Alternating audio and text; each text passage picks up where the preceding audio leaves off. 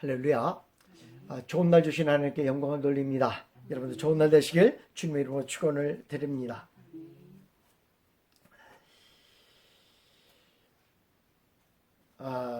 우리는 이제 오늘 본문을 통하여서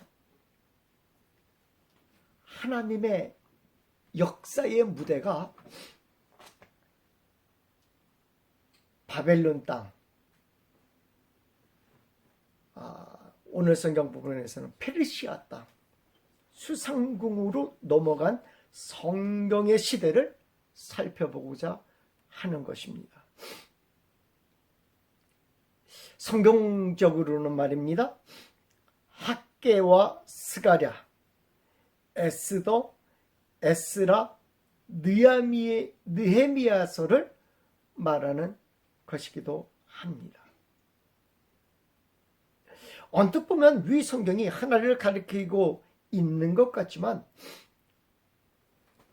서로 연결되어 있는 모습들을 보게 됩니다. 학개서와 스가랴서는 우리가 살펴본 대로 무엇을 얘기해 주고 있습니까? 성전 회복, 무너진 성전을 다시 짓는 것입니다. 에스더서는 무엇을 가르쳐주고 있습니까? 민족의 보존이에요. 민족의 보존이라고 하지만은 민족의 회복이에요. 민족의 회복. 다른 말로는 성도의 회복입니다. 에스라서는 무엇에 대해서 얘기해주고 있습니까? 에스라서는 율법의 회복에 대해서 이야기해주고 있습니다. 에스라가 학사로서 유대인들을 가르쳤던 모습을 보게 됩니다. 느헤미야서는 성벽의 회복입니다. 성벽의 회복은 무엇을 의미할까요?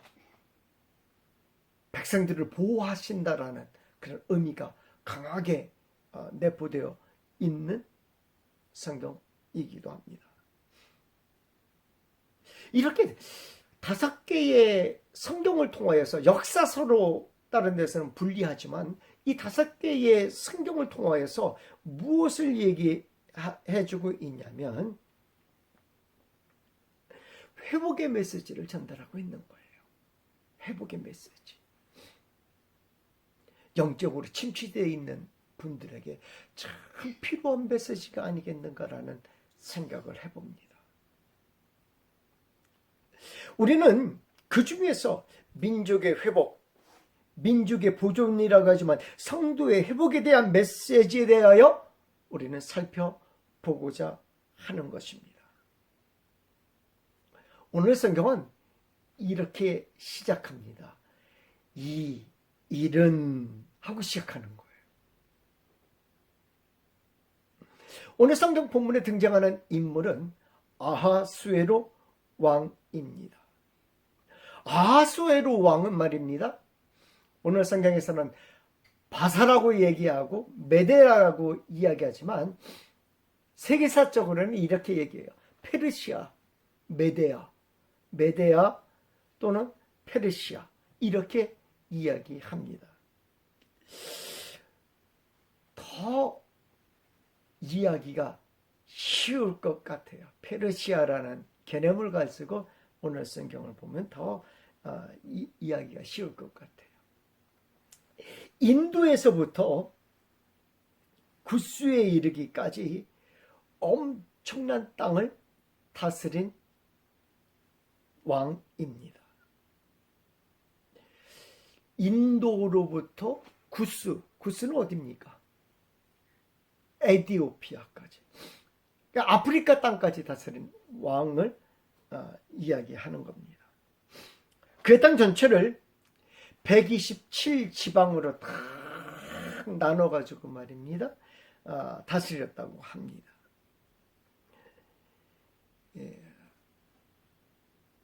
바벨론이라는 거대한 나라가 어디를 무너뜨렸어요? 이스라엘을 무너뜨렸어요.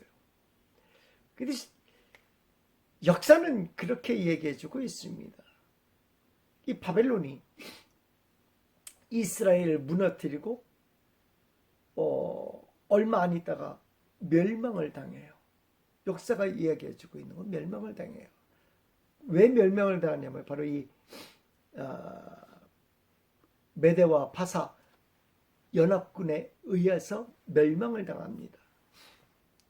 근데 성경은 그렇게 얘기해주고 있지 않아요. 세상사에서는 페르시아가 바벨론을 무너뜨렸구나라고 생각하고 있는데 성경은 그렇게 얘기해주고 있지 않아요. 하나님께서 누구를? 이스라엘 백성들을 치는 몽둥이로 바벨론을 사용했다라고 성경은 얘기해주고 있습니다. 근데 이 바벨론이 예루살렘을 칠 때 몽둥이로 치라고 얘기했는데 너희들은 그 몽둥이를 뭐로 쳤다는 거예요? 특징으로 사용했다라는 거예요. 쉽게 얘기해서 이렇게 얘기하는 거예요. 가가지고 좀 혼 좀 내주라고 얘기했는데 혼 좀 내주는 것이 아니라 뭐야? 완전히 두들겨 패고 완전히 이렇게 깨부시고 완전히 그냥 팔다리 부러뜨리고 막 그랬다는 거예요. 너무 잔혹하게 했다라는 거예요. 그 벌 때문에 바벨론에 오래가지 못하고 세우자마자 느부갓네살에 의해서 세워지자마자 어떻게 됐어요? 멸망하는 그런 모습을 가지고 있습니다.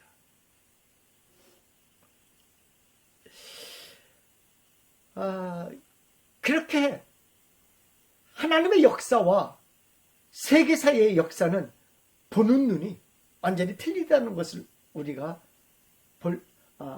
봐야 한다라는 거예요. 역시 지금도 똑같은 시각으로 봐야 한다라는 겁니다. 뉴스를 통해서 보게 되면 미국이 이란을 치려고 하는구나. 아니면 러시아와 우크라이나가 전쟁을 하고 있구나. 아니면 다른 모든 면들에서 아프리카의 기근이 너무 심하구나. 아니면 중남미가 너무 어렵게 생활하는구나. 이런 쪽으로 우리가 세계사적으로 보게 되면, 그냥 뉴스적으로 보게 되면 그렇게 본다라는 거예요. 그러나 이것을 성경적으로 보면 어떻습니까? 우리 성경적으로 보자는 거야. 하나님께서 그 사건을 통해서 이야기하고 싶은 것은 무엇일까라는 것을 생각해 보자라는 거예요. 그러면 완전히 다른 모습으로 그 장면을 보게 되는 것입니다.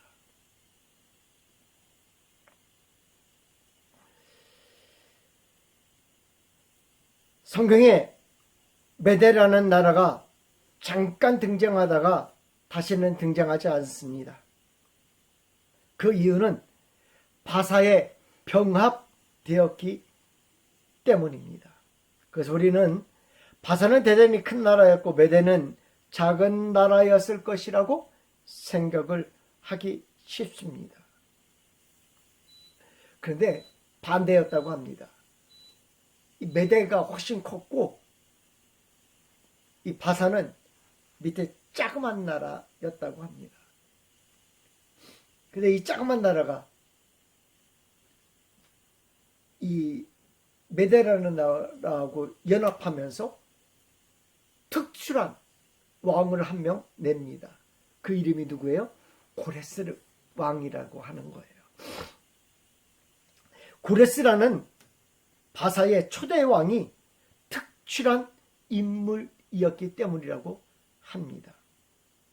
고레스는 바벨론을 무너뜨리고 왕이 되자마자 이스라엘에게 가나안 땅으로 돌아가서 성전을 재건하라고 합니다. 그래서 1차로 스룹바벨과 대제사장 여호수아를 필두로 해서 예루살렘으로 돌아가서 성전을 짓게 된 것입니다. 그러나 우리가 잘 알듯이 성전은 제대로 지어지지 않잖아요. 몇 년 동안? 16년 동안. 그러다가 학개와 스가랴 선지자들의 동료로 인하여서 성전을 다시 짓기 시작해요. 그리고 몇 년 만에 완성을 해요? 4년 만에 완성을 합니다. 그래서 1차 기한 후 몇 년 만에? 20년 만에 성전을 완성하는 겁니다. 어려운 이 성전 짓는 것이 어려운 일이다 보니까 이스라엘 백성들이 차일피일 미루고 있었던 것입니다. 그것도 모잡꾼들에 의하여 성전 세워지는 것이 탁 하고 스톱되는 모습을 보게 됩니다. 그러다가 이미 살펴보았죠. 20년 만에 완성됩니다. 그 후 예루살렘의 삶에 대하여 침묵하다가 그 후 예루살렘 삶이 없어요. 그 딱 침묵하는 거예요. 침묵하다가 아하수에로 왕 이야기로 탁 하고 넘어가는 거예요. 성전이 완공되고 몇 년이 흘러가느냐? 30년이 흘러갑니다. 아예 아하수에로 왕은 3년째 되는 해에 우리가 잘 아는 사건으로 왕비 와스디를 폐위시킵니다. 폐위시킨 후 곧바로 왕비를 택한 것으로 나오지만 역사는 4년의 시간을 끌다가 왕비를 세웁니다. 전쟁에서 이 아하수에로 왕이 전쟁을 나가요.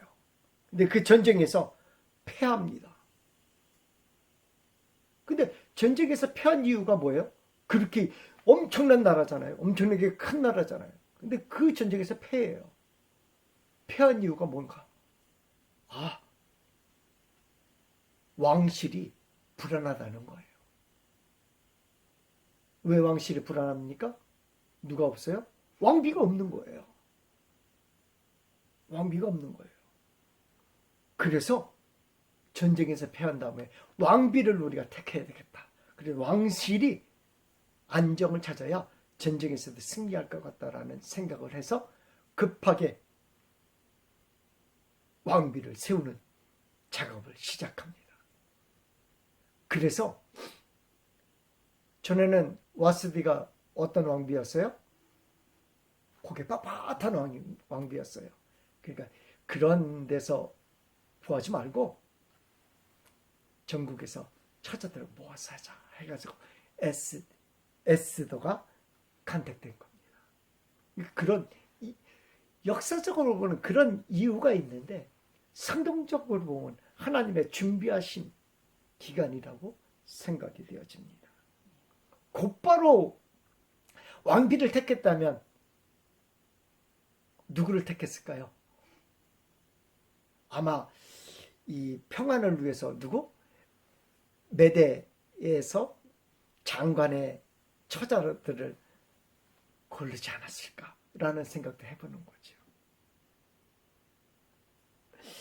이때는 어떤 시기입니까? 1차 귀환이 있은 후 2차 귀환까지 굉장히 많은 시간이 흘러가요. 79년이니까 80년이 지나가요. 2차 귀환까지.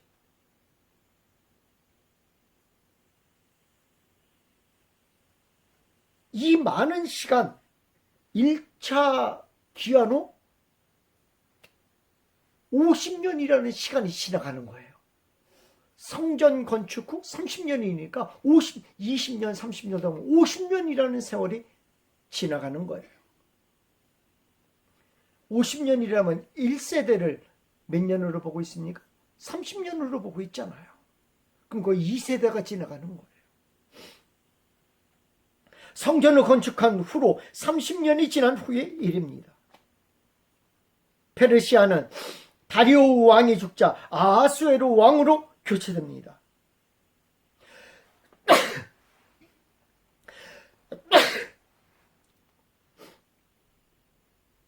이때 페르시아는 다른 국면을 맞이합니다. 나라의 규모를 밝히는 이유는 그만큼 나라가 크고 왕의 왕의 권력이 탄탄하다라는 것을, 굉장하다라는 것을 의미하는 것입니다. 에스더라는 인물이 등장한 것입니다. 우리는 이 장면에서 성경의 역사적인 무대가 이스라엘 가나안 땅이 아닌 바벨론에서 하나님의 역사가 진행되고 있음을 새로운 시각으로 보아야 한다라는 것입니다. 이스라엘은 말입니다, 특별한 생각을 가지고 있는 나라입니다. 성전이라는, 아니 거룩한 땅이라는 개념을 가지고 있었습니다. 어디를? 가나안 땅을. 그래서 말입니다, 이스라엘 백성들은 말입니다, 바벨론으로부터 공격을 받을 때 이스라엘의 모든 전국에 있는 모든 백성들이 다 어디로 몰려들었어요? 예루살렘으로 몰려들었어요. 왜? 예루살렘 성은 바벨론이 넘지 못할 거라는 거예요. 왜냐하면 예루살렘은 뭐한 곳이니까? 거룩한 곳이니까. 하나님이 계신 곳이기 때문에 여기를 바벨론 군사들이 성벽을 넘지 못할 것이다 라고 생각하고 있는 거예요.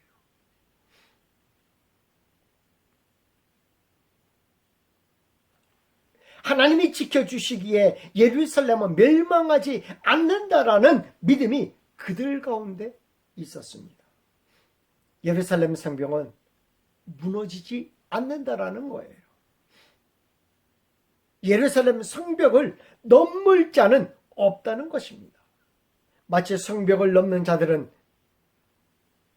뭐 한다라는 거예요? 죽을 것이다. 거룩한 땅에 발을 들인 자들은, 이방인들은 죽을 것이다 라고 생각을 한 거예요. 대단한 믿음 아닙니까? 요즘도 가끔마다 그런 생각들을 할 때가 있어요. 하나님의 사람들을 건들면 어떻게 되는가? 하나님의 사람을 감히 건드려? 라는 생각을 가끔마다 할 때가 있어요. 굉장히 무서운 생각이지만 예전에 그런 생각들을 했던 적이 있어요. 하나님 사람들은 그냥 건드리면 안 되거든요. 왜? 하나님의 사람들은 누가 보호해 주세요? 하나님이 보호해 주시거든요. 똑같은 생각을 이스라엘 백성들도 가지고 있었어요. 똑같은 생각을 가지고 있었어요.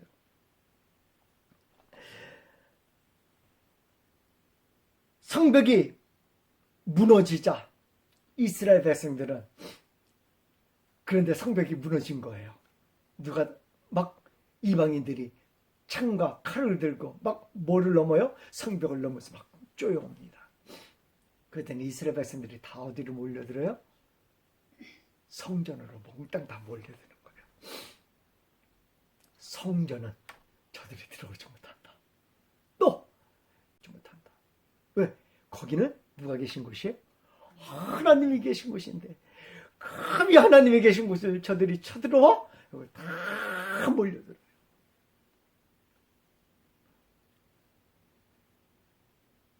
하나님이 계신 성전은 저들이 무너뜨리지 못한다는 믿음 때문에 성전으로 모두 다 몰려듭니다. 그러나 성벽도 성전도 그들을 지켜내지 못하고 바벨론으로, 포로로 끌려가게 된 것입니다. 그들은 바벨론의 포로로 있으면서 다시는 하나님께 죄를 짓지 않고 말씀대로 살기 위해 그만큼 바벨론에서 엄청난 노력들을 했어요. 율법 위주의 삶을 살려고 노력했습니다.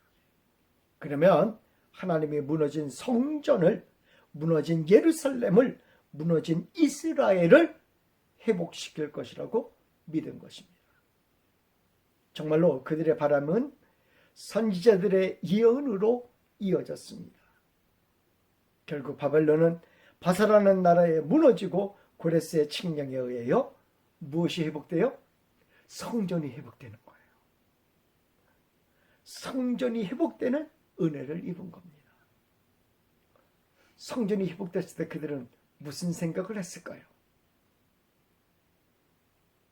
이제 성전이 회복됐으니 다윗의 나라가 회복될 거야.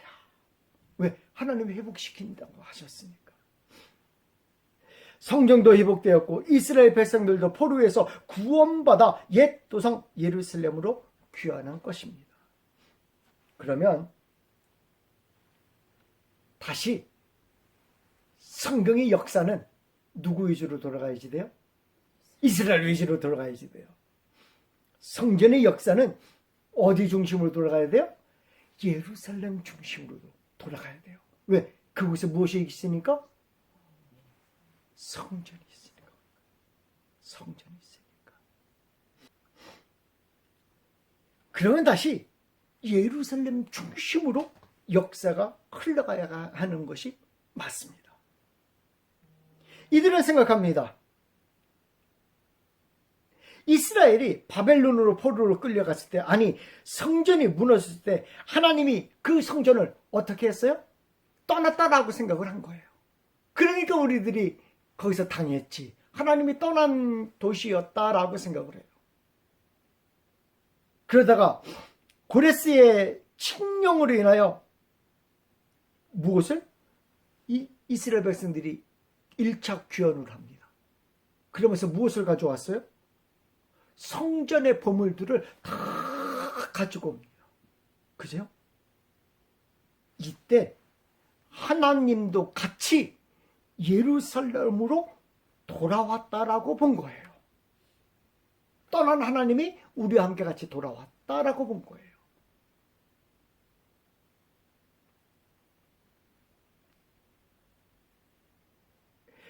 예루살렘 성벽이 무너졌을 때 하나님이 예루살렘을 떠났고 다시 귀환할 때 다시 돌아왔다라고 생각을 한 겁니다.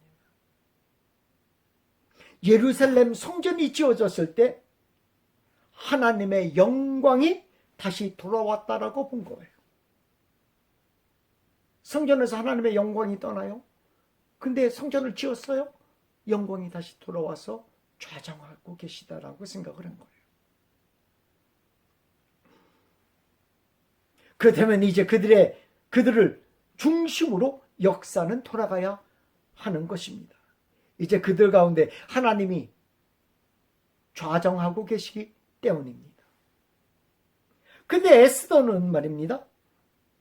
역사의 중심이 페르시아의 수산궁입니다. 역사의 주인공이, 아니 하나님이 계신 곳이 예루살렘이 아니라 페르시아 바사의 수산궁이었던 것입니다. 이는 어떤 면에서 충격적인 사건이 아닐 수 없습니다. 하나님의 역사의 중심은 늘 이스라엘이었기 때문입니다. 오죽하면 니느웨를 멸망시키면서 하나님의 메시지는 누구에게 줘요? 이스라엘 백성들에게 주는 거예요. 요나서가 이스라엘 백성들에게 일으키길 원했던 모습을 보게 됩니다. 주변의 나라들이 멸망하는 것도 마찬가지입니다. 늘 중심에는 이스라엘이라는 나라가 있었습니다. 그들에 의하여 멸망을 이스라엘이 받으나 결국은 하나님이 이스라엘을 구원하신다라는 내용입니다. 그러나 오늘의 주제에는 이스라엘이라는 나라보다도 페르시아가 주인공입니다. 그의 나라가 원대하게 크고 그의 나라가 영원할 것 같다라는 내용입니다. 이 본문에서 우리가 알아야 할 것은 또 무엇입니까? 하나님 나라의 백성들의 회복을 오늘 성경 본문은 말해주고 있습니다. 잘 좀 생각해 볼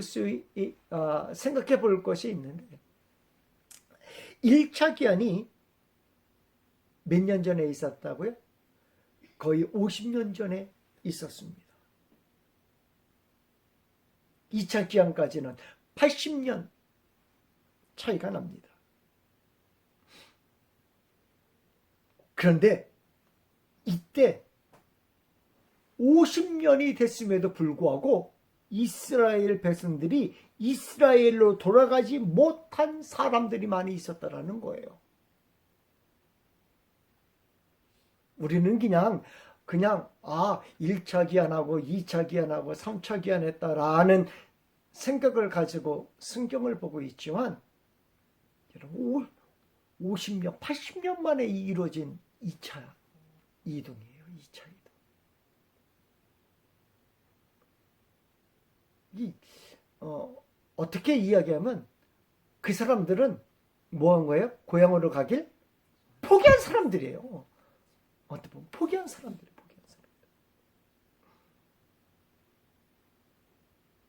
왜 돌아가지 않았을까요? 언젠가 우리가 살펴본 바로는 첫째 수산성, 즉 페르시아에서 이미 자리를 잡은 사람들이 있었다라는 거예요.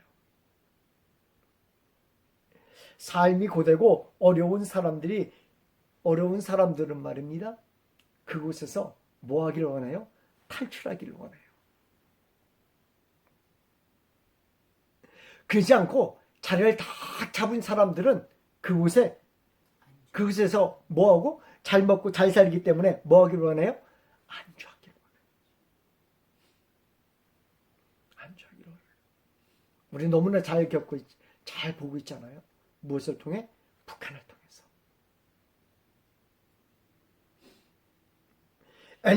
북한의 엘리트들은 말입니다. 그 체제에 불만이 있어도 먹고 사는데 불편이 없기에 살아가지만 삶이 고된 사람들은 탈출해서 남한 자유의 땅으로 가길 원하는 것입니다. 당시의 수산성 사람들도 역시 마찬가지였습니다. 그곳에서 자리를 잡고 돈을 벌거나 자리를 잡고 직장을 다니고 있는 사람들은 그것을 떠나려고 하지 않았어요. 한 예로 고레스가 유다 백성에게 1차 귀환을 하여 성전을 지으라고 할 때 그때 가장 높은 지위에 있던 사람이 누구인지 아십니까?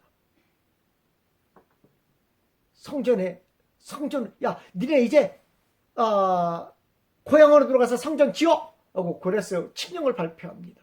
그때 칙령을 발표한 사람이 누군지 아십니까?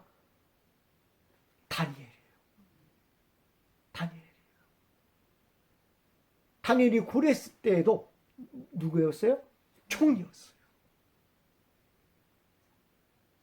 다니엘서 10장 1절 말씀 보면 이렇게 기록합니다. 바사왕 고레스 제3년에 한 일이 벨드세셀이라 이름한 다니엘에게 나타났는데 몇 년까지 살아 있었어요? 고레스 3년까지. 고레스 왕 3년까지. 성전을 지으라고 보낸 1차 귀환은 몇 년 때예요? 고레스 1년. 2년 후까지 계속해서 어디에 살아있던 거예요? 바사 땅에 살고 있었던, 수상궁에 있었던 거예요.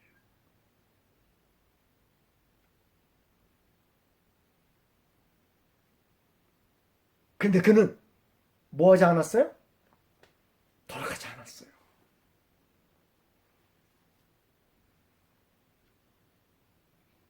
다니엘은 분명히 자신이 공포한 사실입니다. 그잖아요? 왕이 공포합니까? 왕은 명령을 내리면 고레스 왕이 너희들 돌아가란다. 이 공포는 누가 하는 거예요? 총리가 하는 거예요. 일하는 사람이니까 총리가 하는 거죠. 뿐만이 아니라 다니엘은 분명히 이스라엘 백성들이 귀환한다는 사실을 알고 기도한 사람입니다. 근데 정작 1차 귀환 때는 돌아가지 않습니다.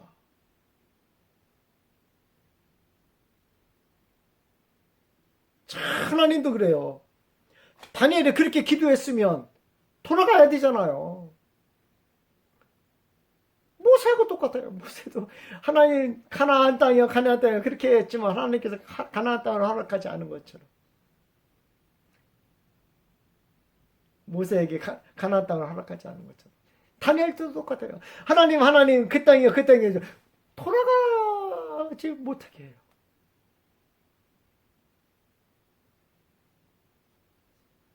어디 다니엘 뿐이었겠습니까? 다른 사람들도 있었을 것입니다. 그곳에서 70년을 있었습니다. 포로로 끌려와서 70년을 있었습니다. 그렇다면 고위직뿐만 아니라 부도 상당히 가지고 있었을 것입니다. 우리가 알다시피 유대인들은 뭐에 뛰어나요? 장사에 뛰어나잖아요. 장사에. 그들이 장사를 해요. 돈을 많이 벌었을 거예요. 그들도. 그리고 그 부는 페르시아의 수산성을 무엇으로 했어요? 기반으로 했다라는 거죠. 그들 역시 이 부를 포기하고 아무것도 없는 땅에 가서 다시 장사를 하여야 하는데 이것 역시 쉽지는 않았을 것이라 생각이 되어집니다. 그래서 예루살렘으로 돌아가 성전을 짓는 것을 마다하고 이국 땅에 머물기로 한 것입니다.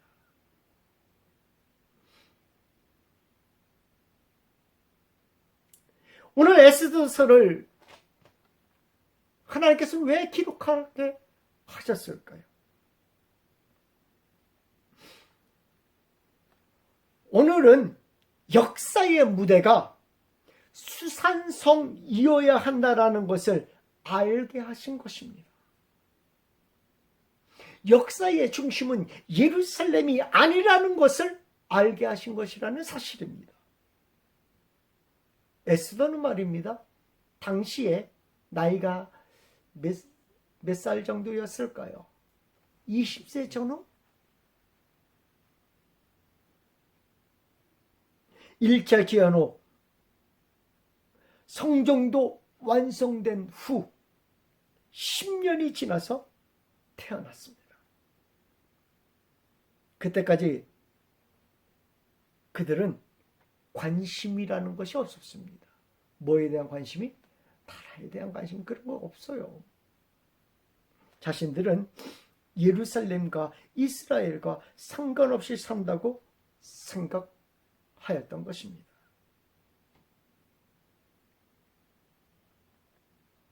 하나님과 상관없이 생활하고 있는데 근데 그곳에 하나님이 계셨던 거예요. 하나님이 성전에 예루살렘 성전에 앉아 계신 분이 아니라 이 페르시아의 수산성에 하나님이 계셨다라는 사실입니다.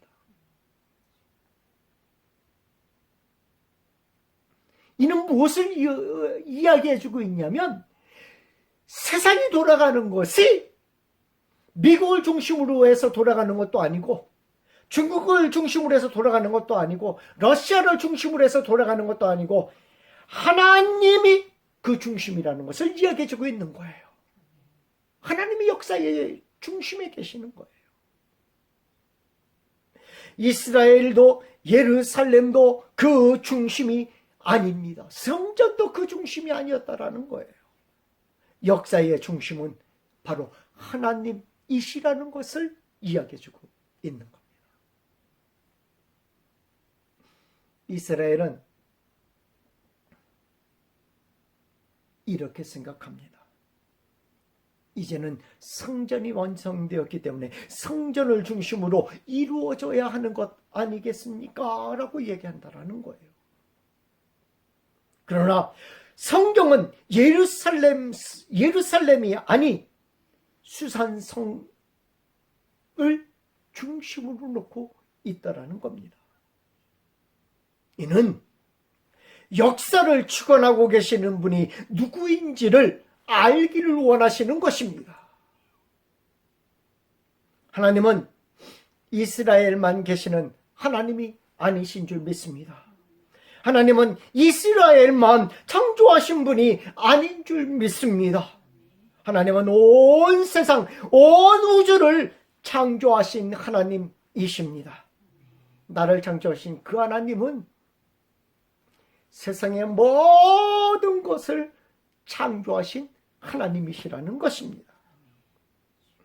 2500년 전에도 역사의 주인공으로서 페르시아의 수상궁에서 역사하신 그 하나님은 오늘도 온 우주를 다스리시는 분이신 줄 믿습니다. 뿐만 아니라 나의 삶의 주인이 되시는 분이신 줄 믿습니다. 기도하겠습니다.